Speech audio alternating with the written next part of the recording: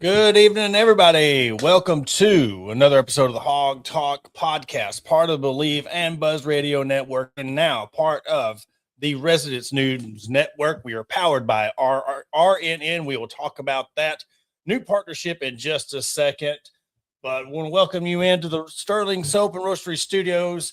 And I'm Porter Hayes. Alongside me, as always, is Adam Hall. All live shows are brought to you by Arkansas Brewing Company in downtown Ozark. But Adam, we will jump right into the breaking news. I guess I'm a Friday at 3:30 p.m. kind of guy. I love breaking news right before we go on a show. But we have partnered up with Residents News Network. I started contributing for them a little bit last year, writing articles, and was going to get involved with that with the Ozark Hillbillies, which shout out to my Ozark Hillbillies. It's time. I got the banner up behind me, but talked with you. You was cool with it.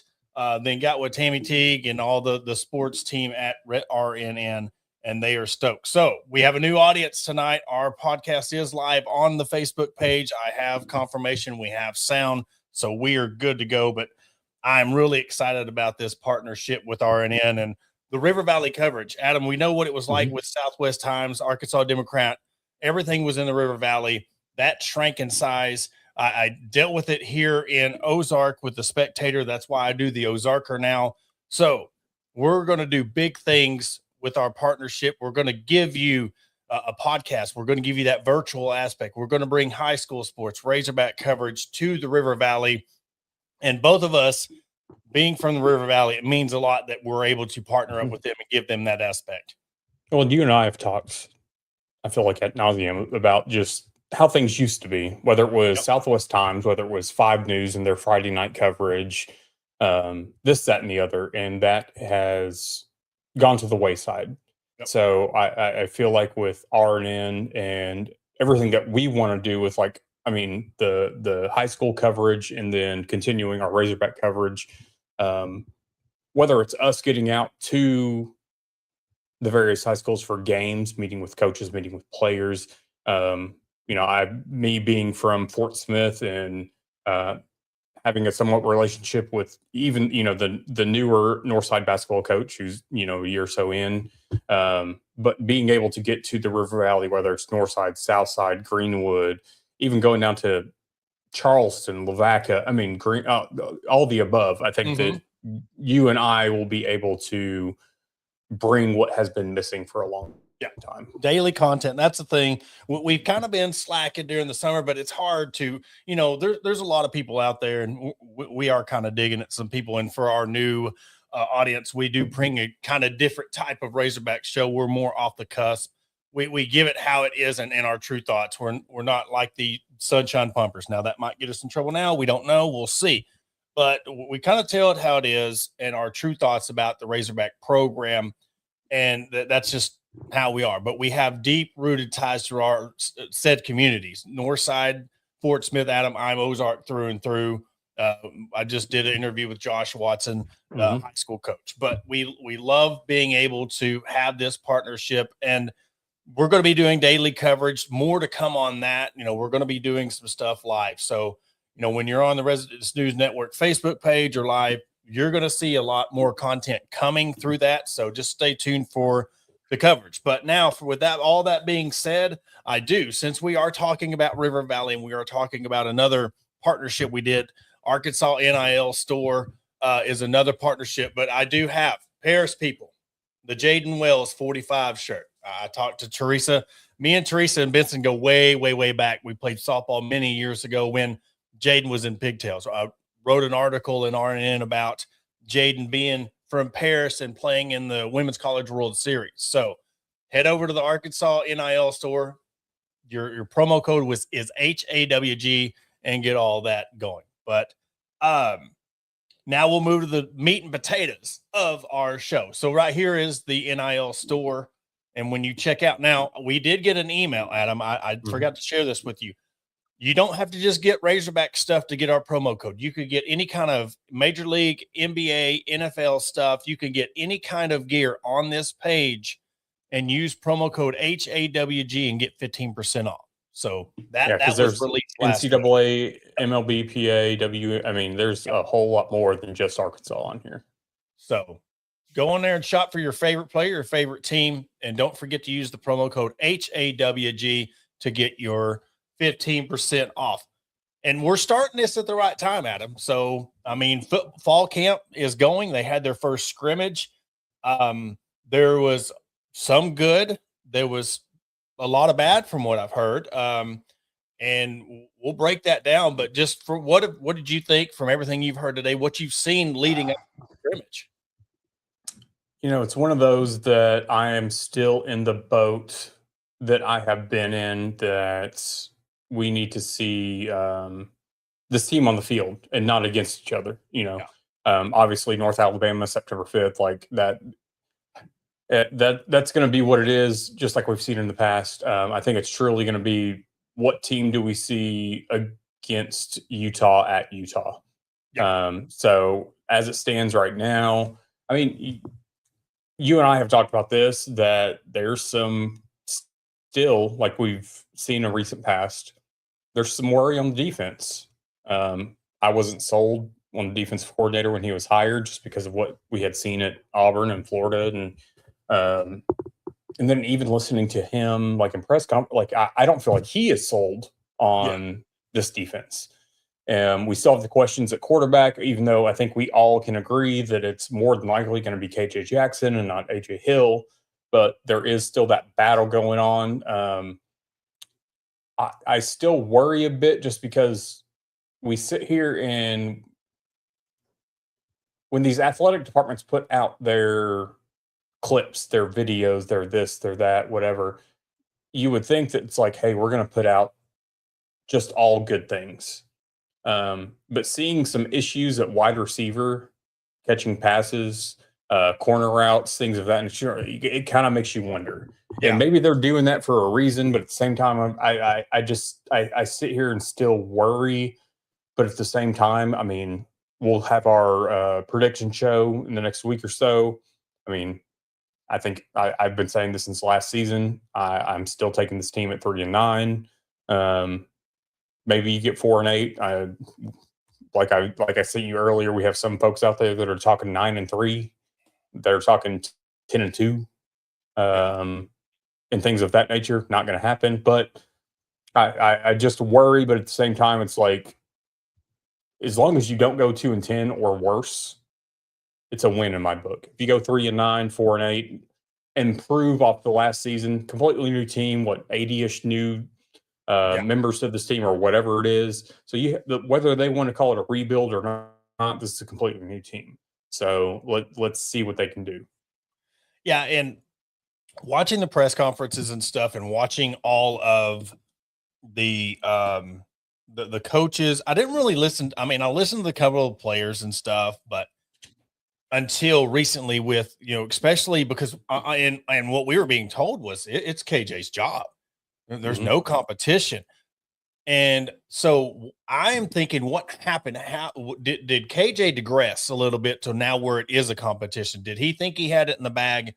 And did something happen to where not necessarily AJ got better, but I think KJ got worse?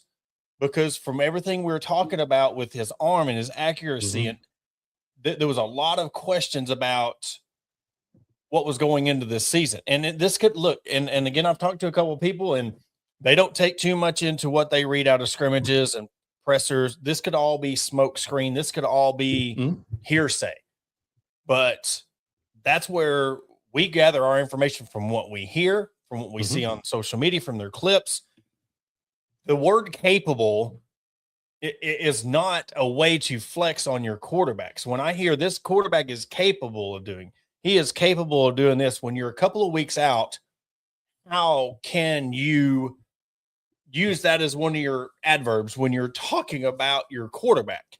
There should be a clear cut. We know this is our guy.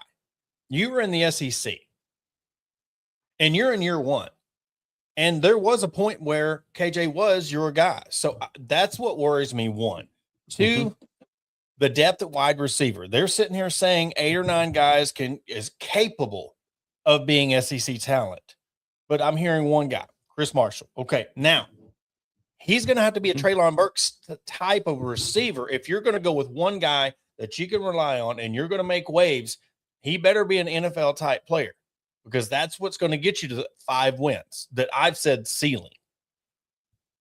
Another one is the fact that day one, when they talked to the defensive coordinators, who stepped out in practice, who showed up, who excited you in practice? Nobody. That, to me, that is your time where you want to talk about hyping up your team. This is your time to shine and hype up the team. There was none of that. None of these guys stepped up. None of these guys did that. And then the tweet come out where there was a lot of, explosive plays that the defensive gave up. So there's so many questions I have. I'm more concerned about this team now than I was at the beginning. I was starting to give them some hope, but now I said 5-win ceiling, but I might be adjusting that to 3 or 4 now. I'm throwing off a little bit because I hear an ice cream truck outside, and I haven't heard one of those in who knows how long. I think that's anything's popsicle. I mean, there's a lady out of Fort Smith. I guarantee that's who it is. I have not heard that ice cream sound in so long. But no, I'll play that clip here in a second. Okay. For Ryan Silverfield. But yeah, when you brought up that word, the capable, and then listening to him, I'm just kind of like, you don't sound so sure. So we'll play that right quick. Okay. Your thoughts on the quarterback play today? I was pretty pleased with it. I think talking with Coach Krams and Coach Mitch, we've all been saying the same things about the quarterbacks. They are capable. AJ, continue to make the easy throw, and then speed up the timing of those things, right? Today, some of the sacks were just timing stuff, not necessarily always on the line, but 1001, 1002, ball's got to be gone. And KJ, again, making great decisions with the football. I'll take a punt over throwing a pick. But the 2 guys are competing, AJ and KJ. The decision has not been made. It's my job to put them in more 2-minute situations, more run checks. So this next week's going to be really heavy on that. What I was so pleased with KJ and AJ in his situation as well today is the command of the offense. To see that to occur with our quarterbacks, that's everything. That's huge, and you can never put them in enough paces. But I think those quarterbacks, and KJ in particular today, had a really good command of the offense in that situation.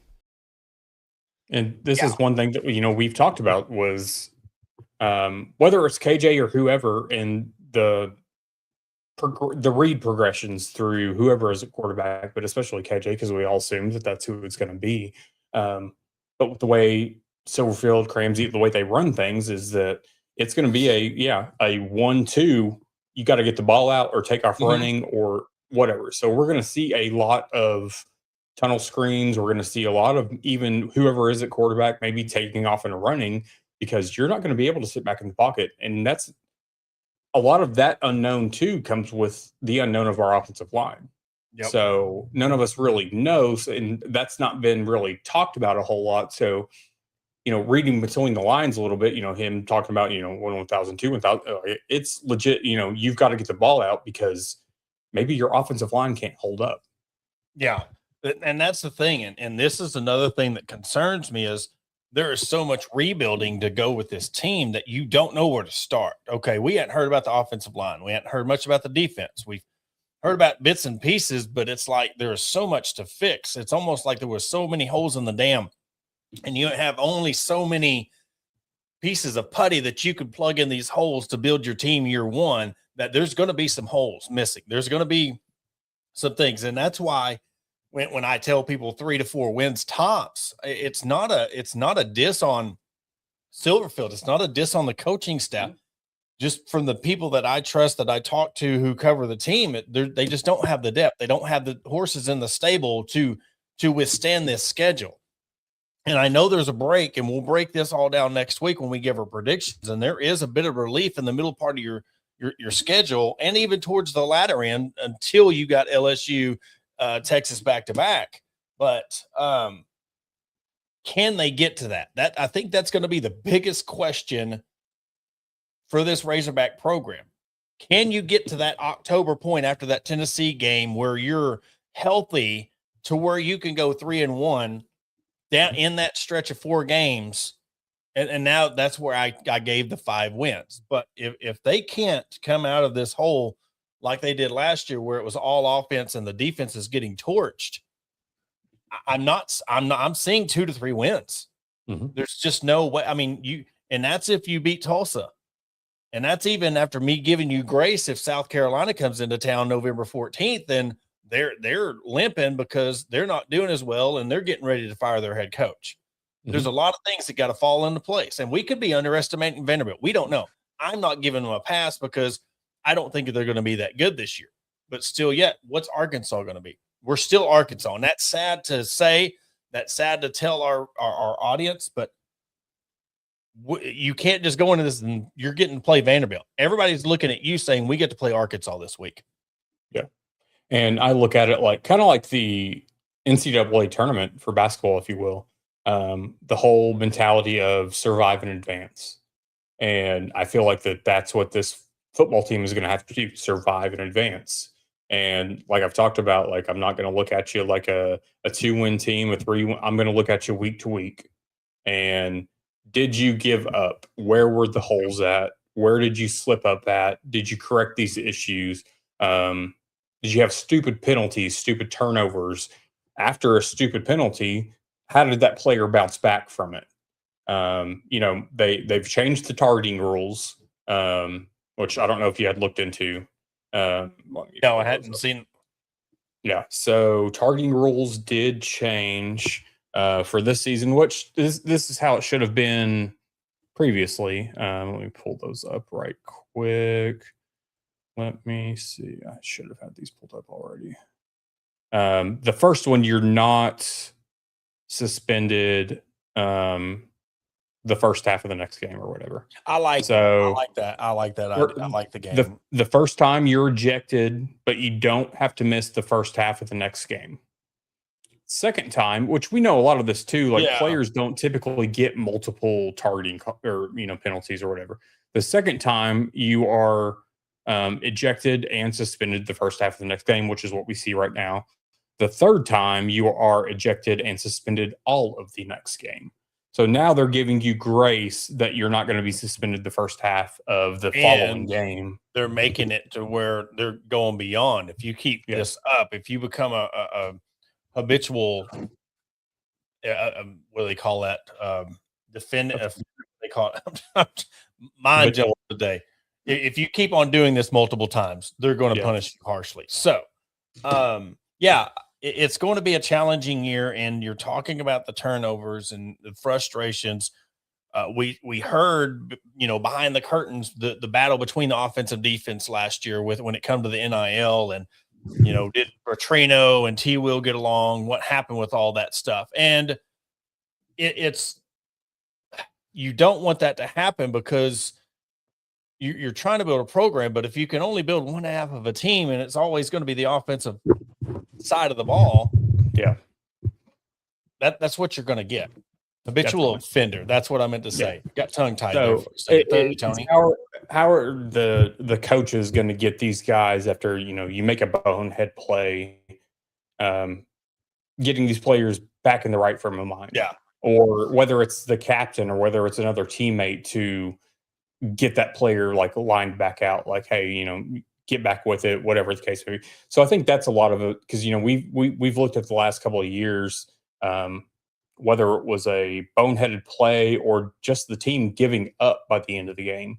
And so I think a lot of this still, and I've talked about this multiple times, is going to be, how does Coach Silverfield and this coaching staff put this team in position to win these one possession games? Is this team going to be with it, or are they going to have given up at the end of these games? Are you going to be so in your head that you make stupid plays at the end of games like we've seen in the past before? So there's a lot of things here to question, and we're not going to know the answer until we see this team on the field. Yeah, and again, we're really not going to see, and hopefully this is hopefully we're not going to see until they do play Utah. Hopefully that they could treat this North Alabama game as a. I mean, right now, via Bet Saracen, it's a 41-point spread. Yeah. Now that worries me. I'm not saying that North Alabama is horrible and Arkansas is that bad, but I would honestly take the under in this. I just don't have the. I don't. I think I'd be a total diss. I think I'd be taking it too far if I say, can Arkansas score 41 points against North Alabama? I think they better. It's one of those things that you're looking at that North Alabama game as a true scrimmage game, getting ready for Utah, because you have Utah, Georgia back to back. And that goes a big part of what I said of you're heading into that after that Tennessee game. How bad are you hurt with depth? Where are you at with injuries and all this stuff? Where's your morale at? Are you getting beat by Utah and Georgia so bad that by game 5 or 6 you're ready to hang it up? They do have the line of the Utah game at 9 points, still 9-point underdog. And then I can't remember where it was at last week when I checked this, but it's a 16.5-point underdog to Georgia. Now, I will say this. That's not, if you want to go silver lining, you only being a 16.5-point underdog to Georgia with how we're seeing this team, that's I'll take that as a win. You want to know moral victory, what we're used to with Chad Morrison days, that I guess they're giving them some grace because the game's at Arkansas. But yeah, I just have a lot of worries. We'll get more deep into our game by game prediction next year or next week.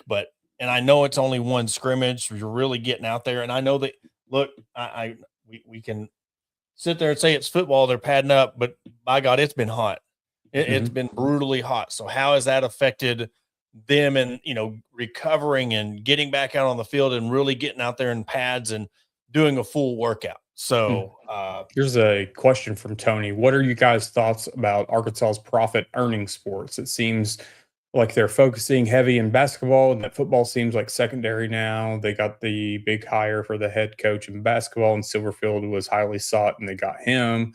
And are they almost setting him up for potentially for failure because they're splitting profit?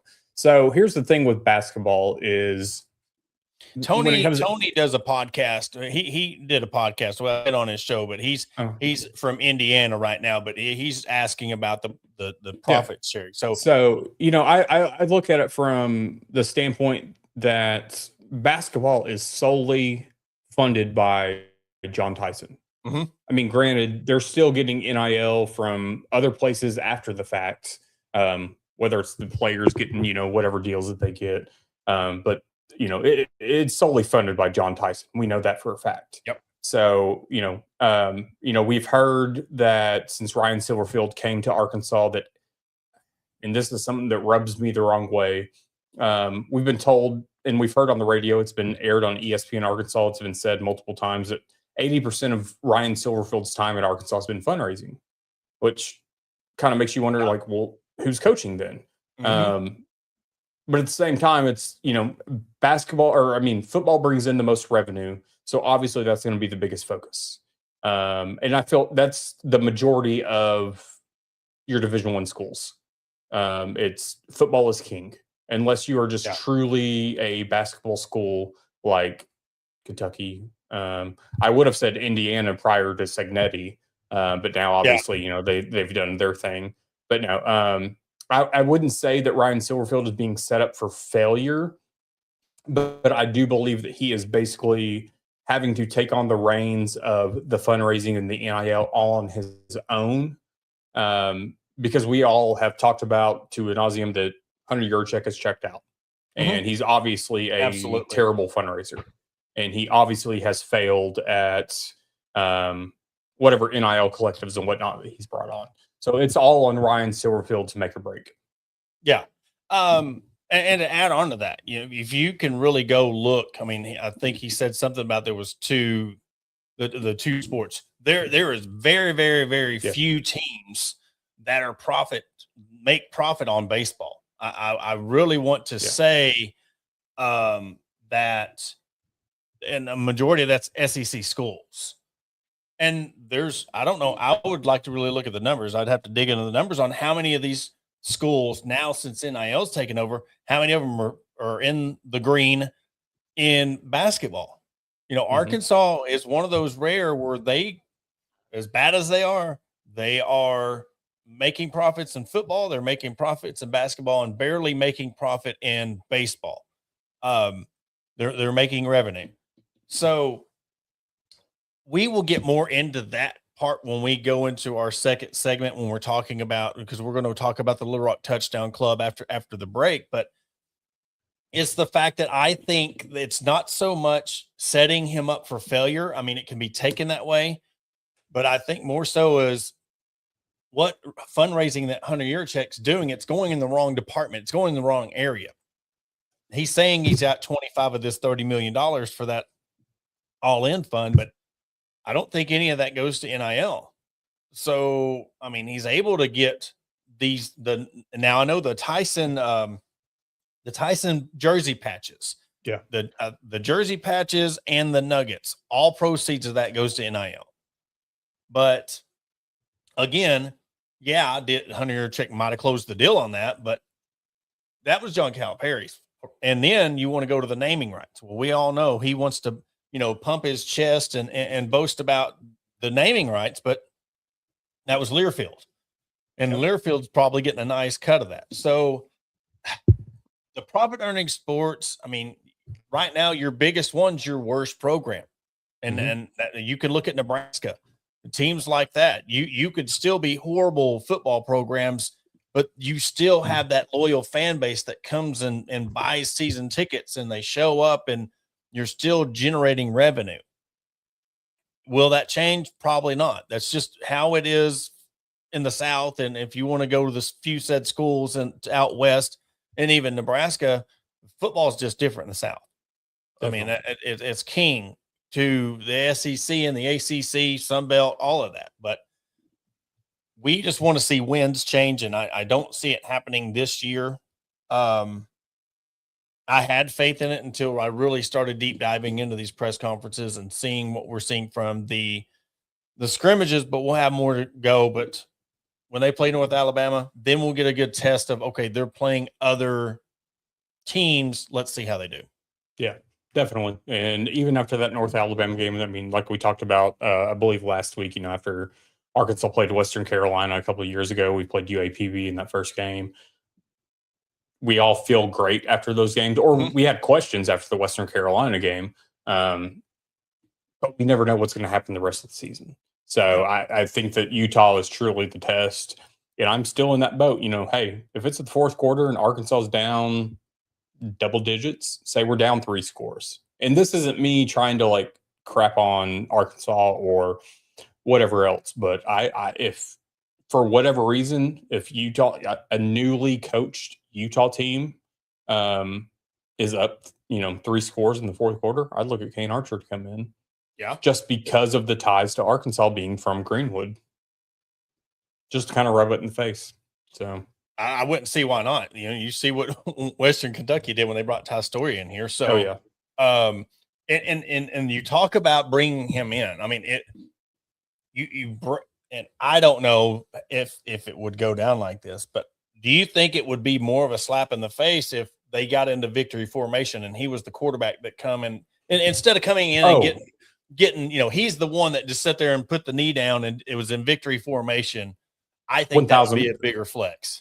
That would be a bigger flex, a bigger slap in the face if he came in just to take a knee. Oh, 100%. Yep. So What we're going to do, we'll answer this question real quick, and then we'll go ahead to a break. So, will U of A will never get the big donor money from the AD efforts until your check's gone. I totally agree with that. 100%. I think that's a big part of it because, and that's a twofold answer. I don't think one, he will, because one, they don't fully believe in him, but two, if he did get the big donor, it's not going to go to NIL. Yeah. That's going to go to the Razorback not Foundation. his deal. I mean, we've said this, and we'll shout out our partners at Bet Saracen. You know, they wanted to have the raffle. We could have had this problem semi-fixed. I would just love to know, and Carlton would probably be a good answer for this, to tell you how much money he would, just let's do an estimated revenue generator of how much in a year and a half that he thinks that they could have generated with them doing this raffle on their own. Because if it would have been popular, and half of it's going to NIL, half of it's going to a true winner, not a foundation member, I would see you'd be getting close to $90,000 to $100,000 every time. Mm-hmm. I imagine that if Bet Saracen had gotten a hold of this, I would look at it being triple to quadruple what they have done in the Razorback raffle. Yeah. Point blank period. So, well, as we bring up Bet Saracen, before we head to break, we do want to shout our partners at Bet Saracen. For those, our new audience members, Resident News Network people, subscribers, download the Bet Saracen app today. New users, if you use the promo code HAWG, HAWG250, all new users get $250 in free wagers, bets on your first deposit of $25 or more. So download the app today, get your free money, and right there's promo code HOG250, and we're just right around the corner. Again, as I said, I'm pulling up the app right now. You can get in on the action. The spread of the North Alabama game is 41. Over under is 62.5. And then if you want to go to the Utah game, 9-point underdog, and the over under is 55.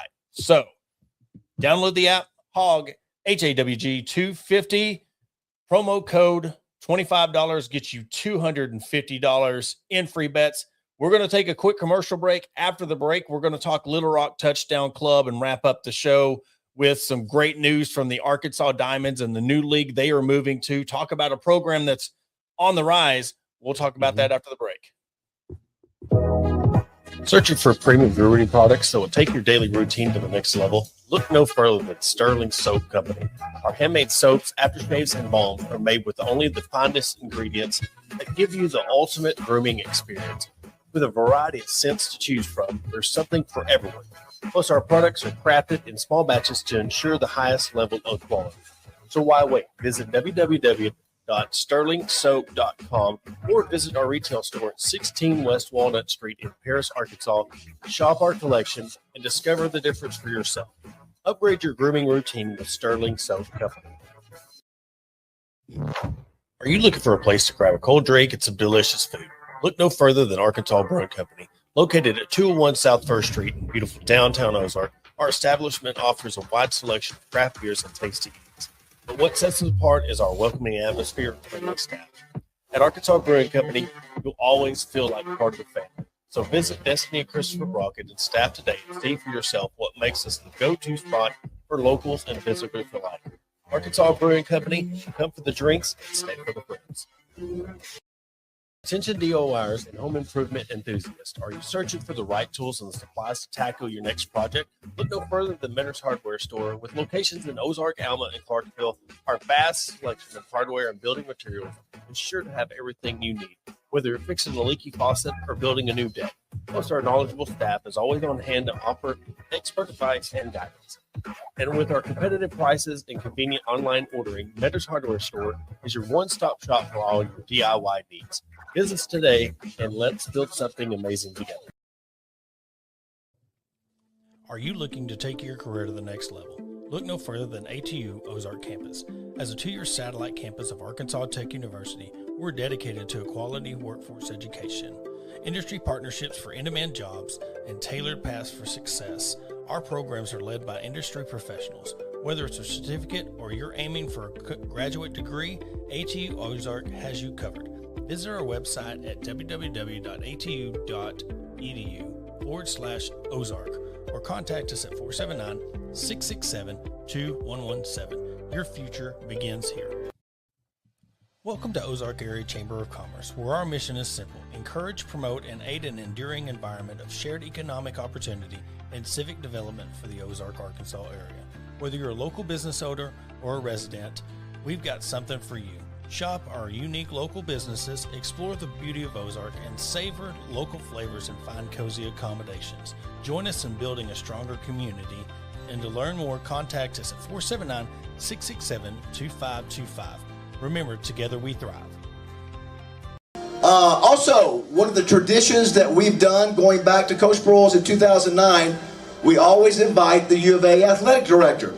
Coach Broyles started that, and it was really an honor to get him down here. After that, Jeff Long, 8 years, 2010 to 2017, and Hunter Yurchek, the last 7 years, 2018 to 2025.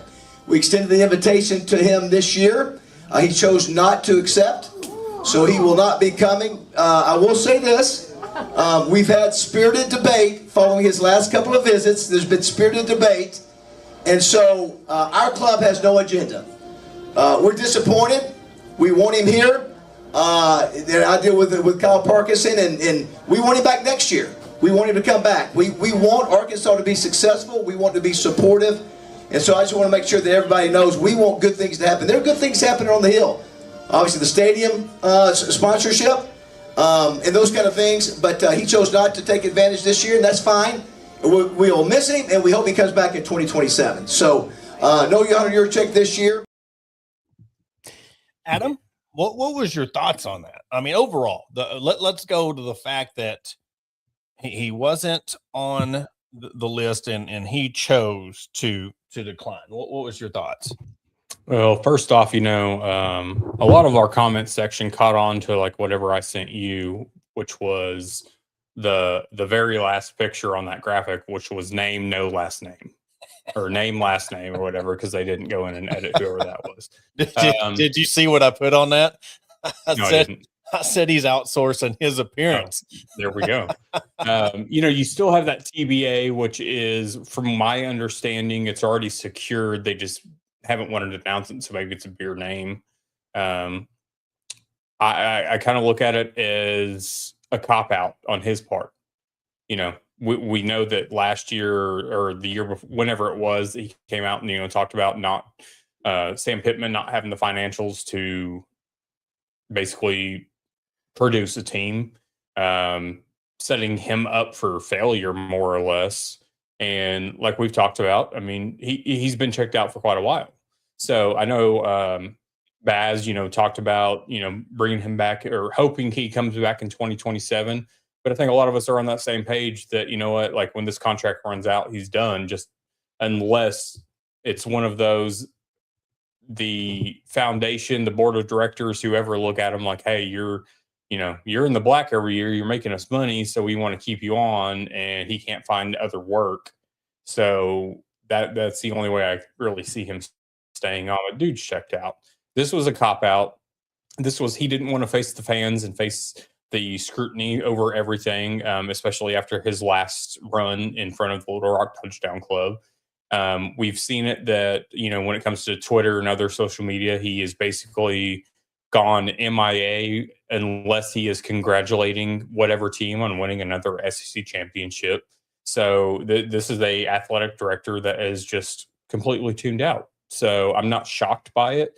At the same time, I think he needs to be dragged through the mud for it, because you're now the athletic director in a number of years to not have the goal to step in front of the fans and Baz and whoever else and answer these questions.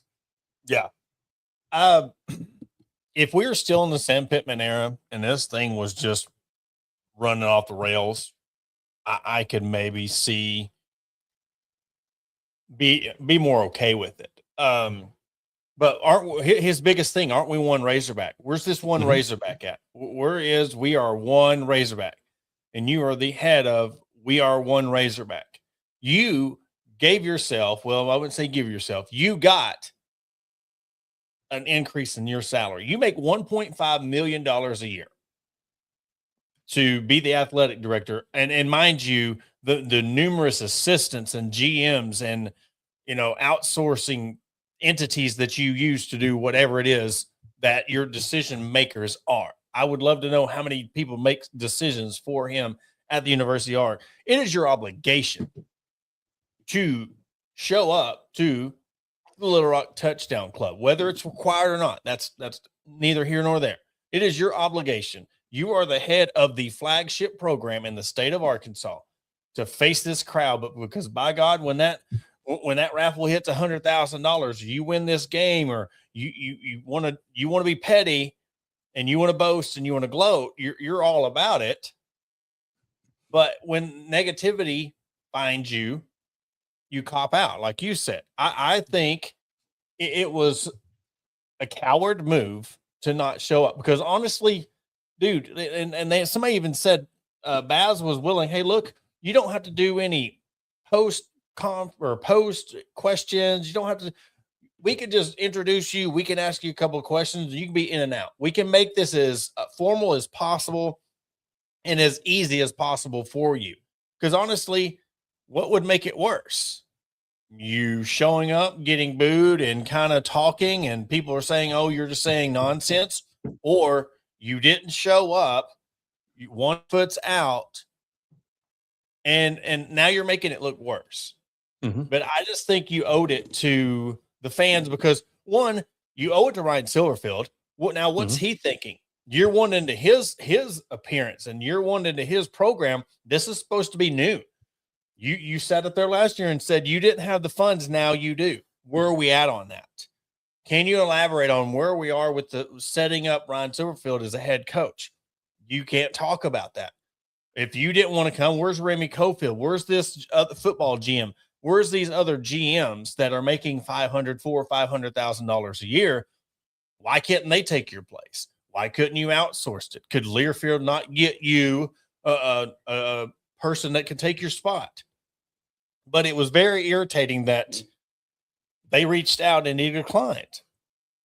And he might be here for another couple of years. I don't know. But I just think how he might be pettier than you are. I don't know. But it's just the fact that it wasn't a good look. I wish, let's all the BS aside, all the jokes aside, I would still want him to come in there and try to talk and try to turn this thing around. But when you decline, that's you're still going in that, and you want to talk about the fans' reactions and the fans being negative, and we're doing this and we're doing that. And you got the Chuck and Bo show. Oh, y'all are morons. Y'all are idiots. Y'all need to bring the positivity. Where's the positivity when you don't even show up to do your part? Yeah. And let's look at here's the list. So we got Ryan Silverfield on August 24th. Then we have Emmett Smith on August 31st, Lynn Swan, Gus Malzahn, Doug Flutie, Jason Peters, John Tyson, the TBA that I talked about. Did you talk about the being in the big arena? Oh, yeah. No, I didn't even realize that. Yes. So, Simmons Bank. So, yeah. Yes, it's going to be in the arena. And Baz said this is going to be the biggest one in Touchdown Club history. So everybody's either saying Tom Brady or Nick Saban. Do you think Nick Saban could sell out Simmons Bank Arena? No, I don't. I think it would be a good showing. Tom Brady would, but I just can't see that happening. Yeah. Everybody's BFF, Wally Hall, no relation. They're roasting him they're doing a roast for him as well. Butch Jones, Arkansas State, Nathan Brown, UCA, Frank Ragnow, Lance Barrow, and the last name is Matt Stitchcomb. Yeah. From ESPN. Name, last name. He has a name. Yeah. But yeah. So, I just look at that list and I'm just kind of like, you don't have the wherewithal to show up to this thing to speak, but we've got the likes of Gus Malzahn, Wally Hall, Butch Jones. You have these guys that are showing up that would be under, or that have been under, more scrutiny than you have been. Because we all know, I mean, Butch Jones has been drugged through the mud. Obviously, Gus Malzahn has been for years and years. And you don't want to show up, but we can get Gus Malzahn to show up and speak.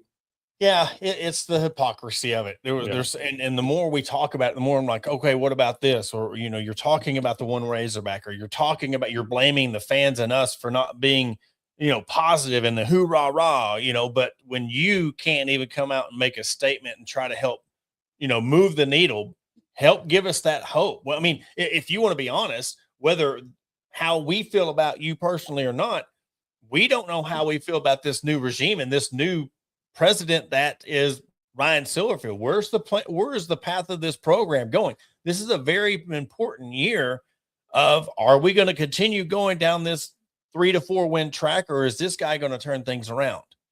Because I'll tell you this, I guarantee what will happen. Let Ryan Silverfield get 6 wins. That very next day, Hunter Yurchek going to be on the phone with Baz. Oh, I'm going to be right there. I did that, and it kind of gives off that Houston Nut vibes of, I called that play. It gives off those vibes, but it's all said and done. He chose not to be there. Baz was, upset, and I kind of understand too, because you got to give it to our partners at the Buzz. They don't sugarcoat anything. No, you could tell a huge difference between the Buzz and the other guys and the ones you hear in our neck of the woods over here in the Fort Smith, Northwest Arkansas region. I've listened to the Buzz a lot. Baz don't play around. If he has something to say, he says it. They don't have the sunshine radio like they do at ESPN Arkansas. And just for note, your dog barking, we love animals here. You can let you. You're still, the mute monster still got you. Adam, you're still muted. Ice cream trucks happen, and there we go. Ice cream trucks happen, and dogs go crazy. So there we go. That's what it is. Hey, we're live. That's the thing. Got to let your dog have a voice. He's trying to tell us why Hunter Yurchek didn't come to the Little Rock Touchdown Club. Oh. So he would. The dog would probably raise more money than Yurchek has. I love it. All right. Before we get out of here, we have the Arena Football League in the Arena Football team in Hot Springs. They started out as the Hot Springs Wise Guys. Then year 2, they turned into the Arkansas Diamonds. You talk about a job that Lauren Hatton's done, bringing in a new owner, bringing in a new team name. Now they're going to the Indoor Football League next year. It is the premier league of arena football.